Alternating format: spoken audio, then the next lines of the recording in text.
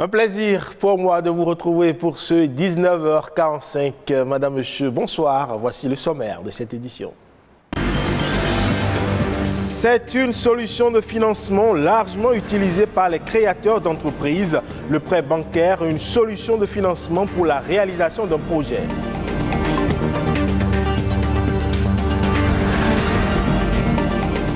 Et puis on parle des panneaux solaires photovoltaïques qui permettent d'avoir une consommation d'électricité éco-responsable, une option pour l'autonomisation énergétique censée réduire les dépenses liées à l'électrification. Enfin, on lève le voile sur cette maladie très peu connue qui se transmet par une mouche appelée tété, la maladie du sommeil, cause, conséquences et manifestations à suivre.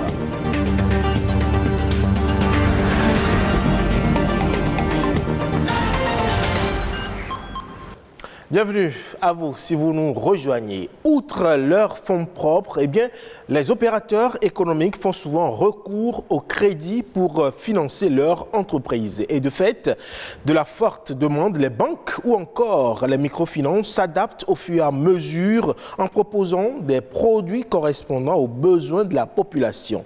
Mais les prêts bancaires ont-ils une incidence sur le développement économique d'une nation? Alexandra, Jotan et Junius Setondi se sont interrogés. Le crédit bancaire est au cœur du fonctionnement de l'économie. Le crédit est une avance de fonds octroyée par un organisme financier aux personnes physiques ou morales qui ont un projet ou des besoins à financer.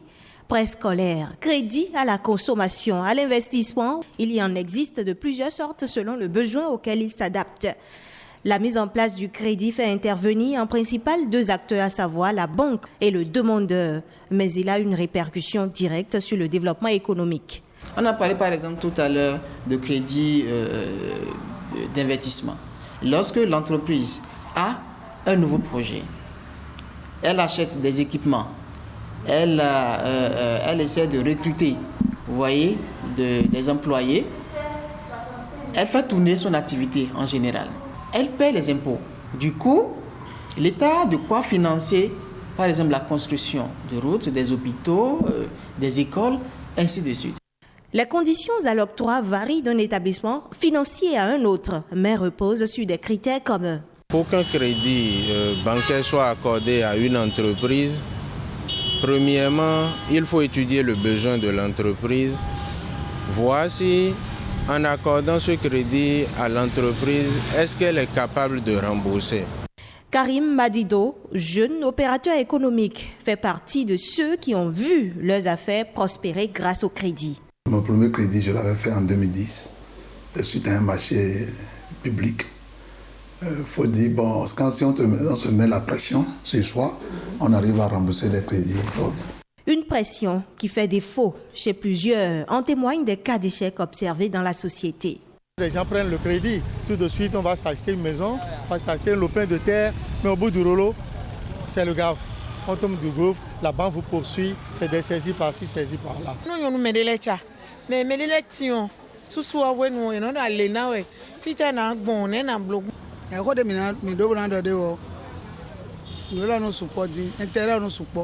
En réponse à ces craintes, voici les erreurs à ne pas commettre. Allez demander un crédit, c'est parce que vous avez un objectif à atteindre. Vous voulez financer, vous voulez mettre l'argent dans une activité. Cette activité va produire donc des marges bénéficiaires. Et dans ça qu'il faut payer les intérêts et toutes les charges qui sont liées au crédit. Non seulement ça, il y a des fonctionnements internes de l'entreprise. Mais si la banque fixe un taux d'intérêt assez élevé, qui va vraiment vous empêcher de répondre aux autres charges, ce n'est plus rentable. Il va falloir que les opérateurs économiques essayent donc de faire ce calcul interne. Ne pas aller prendre des crédits parce qu'on veut de l'argent à chaud. Et en ce qui concerne les aspects à améliorer par les établissements financiers, le taux d'intérêt. Il va falloir aussi que les banques accélèrent le processus. Des fois, les crédits viennent en retard. Et ceci détruit le projet. Et puis, il faut obliger la banque à faire le suivi pour la réussite effective du projet. De telle manière que si le projet échoue, qu'on arrive à chercher pourquoi ça a échoué. Et aussi imputer les responsabilités à chacun. Ce dernier point rejoint la régulation qui est attendue de l'État, qu'il soit plus regardant en ce qui concerne les conditions générales appliquées par les banques. En pleine expansion depuis quelques années, l'énergie solaire représente aujourd'hui un enjeu majeur pour le développement des énergies renouvelables. Le Bénin l'a compris et a fait l'option des panneaux solaires photovoltaïques. Mais question, ce choix est-il une alternative crédible au déficit énergétique? Faustin Daïto, expert en énergie renouvelable, nous entretient sur le sujet. Nous sommes dans un espace géographique qui bénéficie de grands gisements solaires. Donc, c'est normal que nous puissions profiter de cette technologie où, dès le lever du jour, les panneaux solaires commencent à produire de l'électricité et puis nous allons les injecter sur le réseau électrique national. Vous voyez, donc, on renforce le dispositif qui est là, qui produit, et on n'est plus perturbé par les effacements intempestifs non prévus de nos partenaires sous-régionaux qui aussi ont des contraintes chez eux, parce que quand ils ne peuvent pas, ils ne peuvent pas. Ils ne le coupent pas pour nous faire du mal, c'est parce que la technologie peut tomber, ou bien eux-mêmes ils ont des imprévus conjoncturels qui font qu'ils ne peuvent pas nous donner l'énergie, même s'ils le veulent. Donc c'est une stratégie vitale et nécessaire que le Bénin puisse renforcer sa capacité nationale de production. Donc la centrale de Ilou-Lofin de Paubert est venue à point nommé parce qu'il faut offrir de l'énergie de meilleure qualité, à meilleur coût aux citoyens lambda. Et puis, je vous l'ai dit, il y a d'autres projets en cours à travers la coopération du Bénin dans le programme MCA Bénin 2.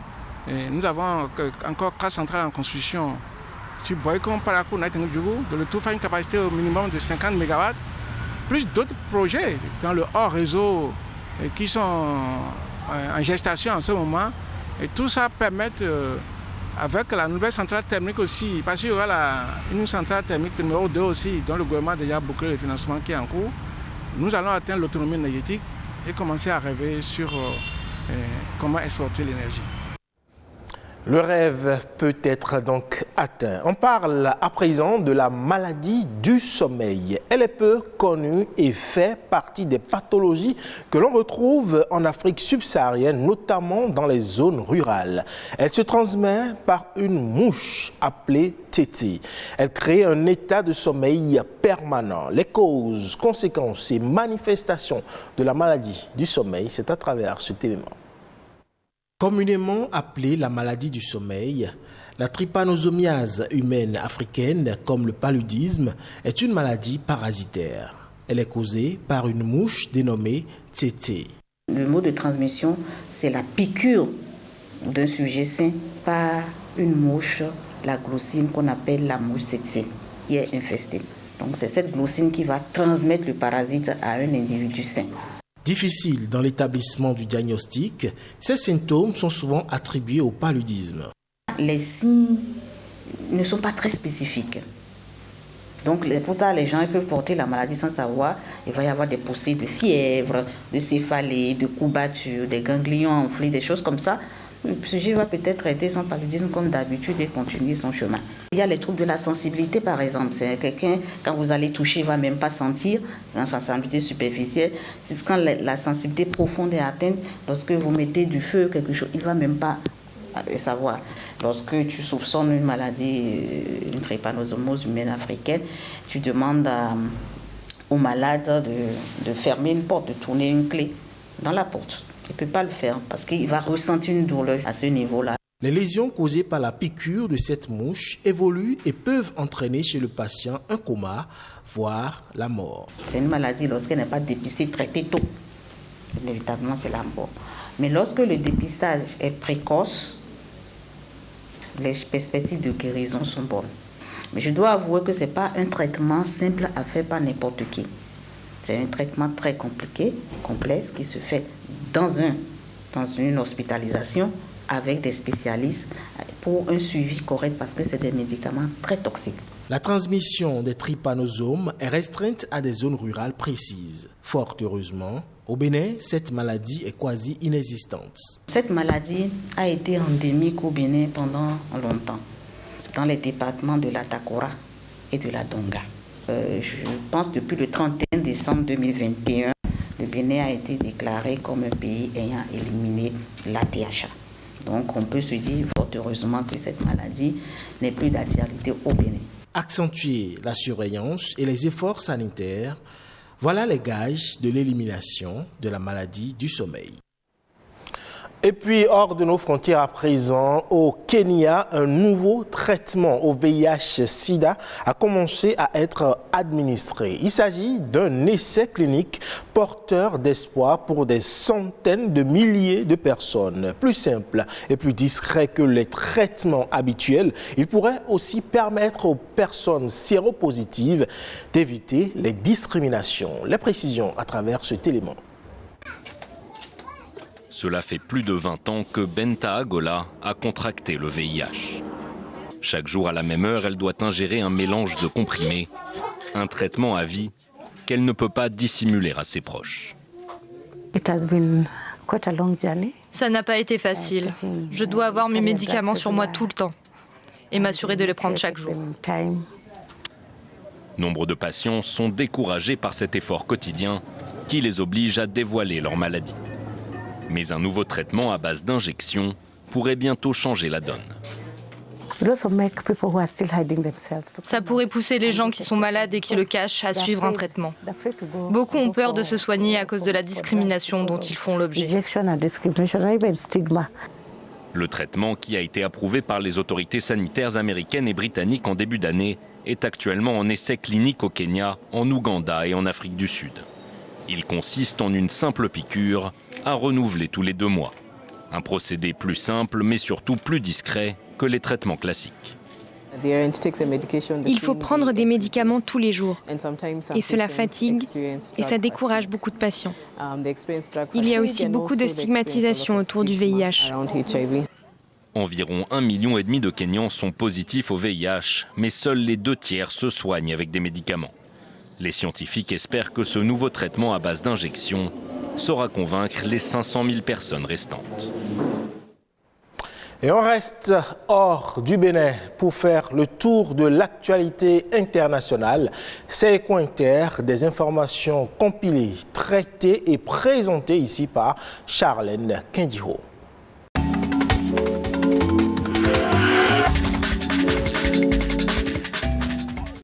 C'est une tendance mondiale qui inquiète les pays africains. Les économies avancées augmentent leur taux d'intérêt dans le but de freiner l'inflation. Conséquence, l'argent est plus cher et les États africains vont devoir payer davantage pour emprunter sur les marchés financiers. Notons qu'en juin dernier, le Nigeria a renoncé à un emprunt international de 950 millions de dollars, soit 612 milliards de francs CFA, pourtant nécessaires pour boucler son budget. Il évoque que les conditions financières n'étaient plus avantageuses et les intérêts réclamés par les banques étaient trop élevés. Le Fonds monétaire international redoute une nouvelle crise de dette, mais prévoit des solutions en passant par les marchés locaux des capitaux. Au Ghana, coup d'envoi d'un programme quinquennal du secteur de l'arboriculture. Un programme qui vise à améliorer les performances de l'Autorité de développement des cultures arboricoles, TDCA, c'était en juillet dernier.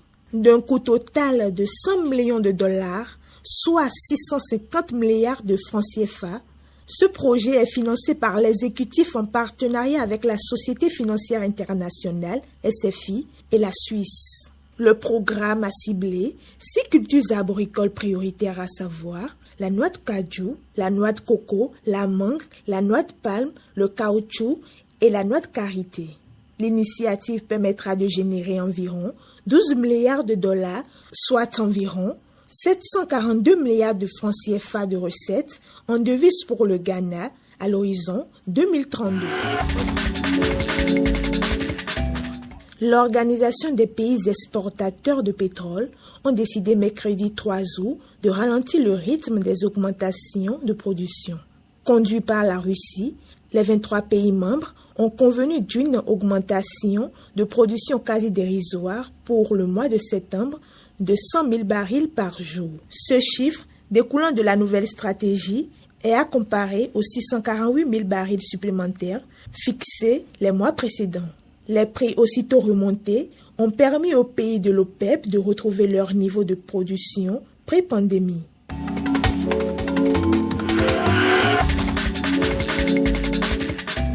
Et voilà qui met un terme à ce 19h45 que vous pouvez retrouver sur le site de l'ORTB, le 3, www.ortb.bj. Merci pour votre aimable attention. À bientôt.